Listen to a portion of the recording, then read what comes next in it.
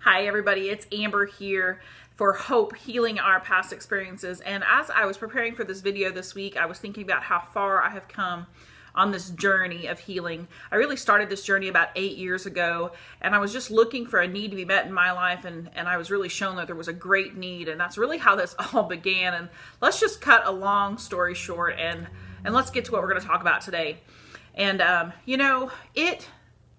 the only thing a perpetrator fears is confidence, right? And so it was one of those things that I was greatly lacking. I was confident in certain areas of my life, but overall, I was not a confident woman at all. And so I'm hoping that you can hear my heart a little bit today and kind of hear where I'm coming from, because I know that somebody can relate to this. See, I didn't have enough confidence. I really struggled with fear of what people were going to think, fear of rejection, fear of failure, fear of ...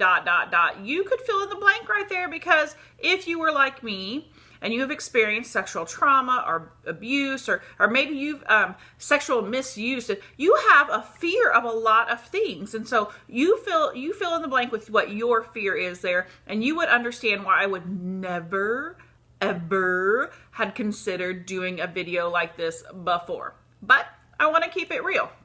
And so this week, as I was preparing, I am not a techie person, but one of my board members have really been encouraging me to hashtag things and to, build on our website and all these things. So I'm learning. I want to be always learning. I love to learn.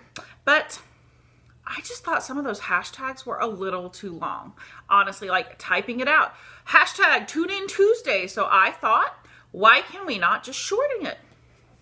And then I realized why we cannot shorten Tune In Tuesday. A bit inappropriate for a ministry who works with survivors of sexual abuse, sexual trauma, and misuse. Now, that was just the first incident of the week, because then it went on, and we're getting ready to do an event called Beauty Out of Brokenness. Now, some of you are already caught that, and you're already a little bit ahead, but for those of you who are still processing that and are visual like me, let me do this. Again, not a good idea to shorten the hashtag.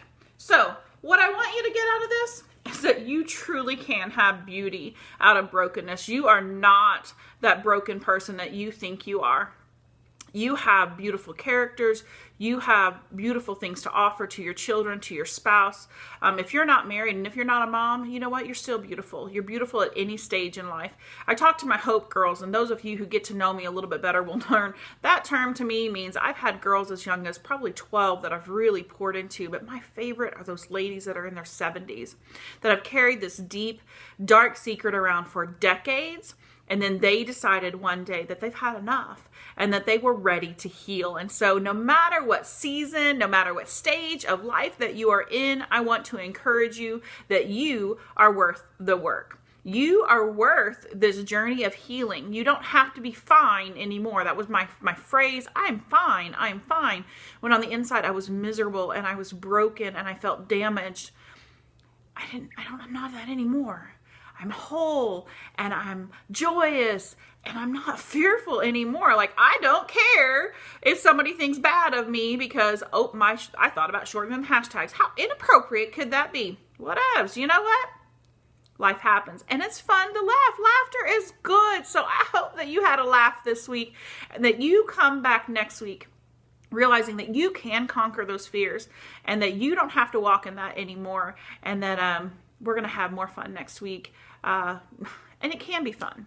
Journey of healing can be fun. It doesn't have to be all this dark and depressive state. You are worth the work. I'll see you next week. Thanks. Bye.